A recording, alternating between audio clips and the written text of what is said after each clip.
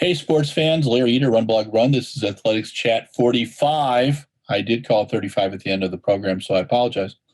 That happens sometimes in the afternoons when I kind of slow down a little bit. I need my 15th cup of coffee. Anywho's, you know the drill. Stuart Weir, our European correspondent, lives in Oxford, England, which is the intellectual capital of the world, vaccine capital, and also golfing capital, because he got to golf today thanks to the prime minister. They hadn't been able to golf for 4 months. Anywho's, yeah, you know who I am, Larry Eater. I'm in Fort Atkinson, Wisconsin, the cheese capital of the world. And can there be life without cheese and wine? Come on, really, seriously? Let's not even get into that subject. We will have a whole rant on that another time. Wine's got to be red, and it's got to be a cheese that upsets TSA agents. And I have done that, just so you know. I had a TSA agent one time in Chicago refused to go through my bag because I had brought back Camembert and a couple other stinky cheeses from France, and she was mortified. Okay, I've digressed. So, Mike, we're going to try to do this in 5 minutes. Here we go. This is what we talked about this week. The Mueller British Olympic Marathon Trials. 17 men.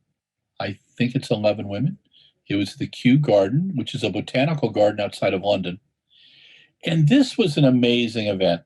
And you need to know some of the background. The event was put on by a team headed by Tom Bedford, his wife Jade, and his father David.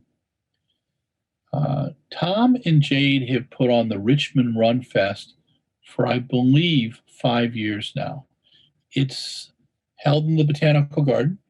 They have a marathon, a 10K, I think a half marathon, and they've had some pretty colorful, cool athletes running it, and it's a gorgeous place to run. So what did they do? They decided, hey, let's do a 1.6K start and 12 3.333K loops, and that's how they did the Mueller British Marathon Olympic Trials. They also did a 20K on a little over a 1.1 mile loop. The 20K went off very well. Hats off to Tim Hutchings and Mara Yamuchi for announcing for, I believe, almost six straight hours. First, the race walk, and I learned a lot from them. They did a great job. Callum Wilkinson won the men's. Tom Bosworth was in there, the British record holder, but he's had COVID and been sick a bit. So his championship was taking second. He was about 4 minutes back. It was 1:22:47 for Callum. The top women walked well, but they did not make the Olympic standard. In the marathon, you had the men and the women's, which is kind of the way they do it. The men's was won by Chris Thompson, and it was one of the more bizarre and entertaining performances that I've seen in a long time.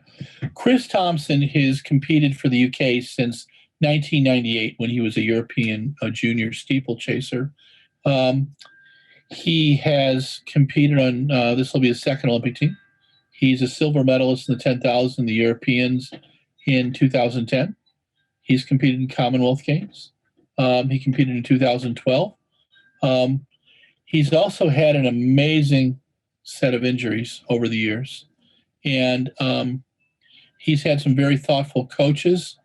He's being coached now by Alan Story, the renowned British distance coach. Good man and a good sense of humor. And what Chris did is he showed his maturity at 39.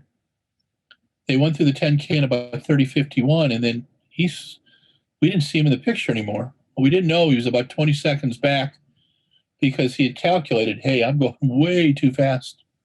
And we didn't see him again until 30K.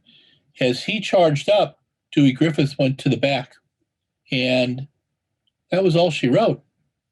Chris was very, very into it, and he put 44 seconds on in the last 5K. It was a brilliant race.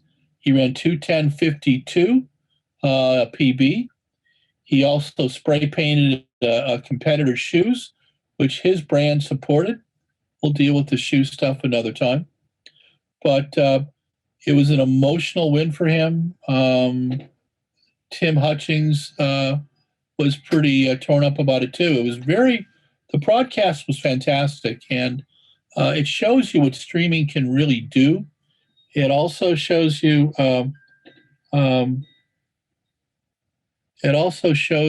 that the most important thing is to believe in yourself. On the women's side, Steph Davis, who had run a 2:27:40 before, won in 2:27:16 at PB. Interesting that both the male and female winners scored PBs on this course, which David Bedford said was a very fast course. And all in all, I thought the broadcast was fantastic. I thought that the trials were fantastic. I'm glad to see Mueller and British Athletics supporting it. I'd have loved to have seen some money going to the athletes, and that was sad. But you know what? Hopefully Tom and Jade and David can put on the next one, and we'll see some money in those athletes' hands. The truth is, for the last 40 years, Olympic trials have been at the London Marathon, and there's obviously prize money there. So those athletes picked up some good bucks, but they didn't this time because London was in October. But what did the Mueller British Olympic Marathon show more than anything? That even in a pandemic, you can put on some pretty incredible events. And Tom Bedford, Jade Bedford, and David Bedford, and their team, and the sponsors, Mueller, British Athletics, and Nike, all deserve great rounds of applause, as well as does the Botanical Gardens at Kew. It was just beautiful. And I didn't like the Barry the Badger running around the course. Living in Wisconsin, the Badger is the collegiate symbol here. So hats off to Tom, Jade, and David. Congratulations to Steph Davis and Chris Thompson. Hope to interview them soon. And it's been a good week. Athletics Chat 45. We've survived it. See, I did it right this time. If you like the Athletics Chat, subscribe on YouTube. We've got 2,500 plus videos and audios. We've got 369 videos and audios in the last year. Our charming producer, Mike Deering, is the person behind all those. And if you like us, Twitter, Instagram, and Facebook. This is Larry Eater. Stay safe. Get your walk in or your run in today. Hydrate yourself. And we'll talk with you soon.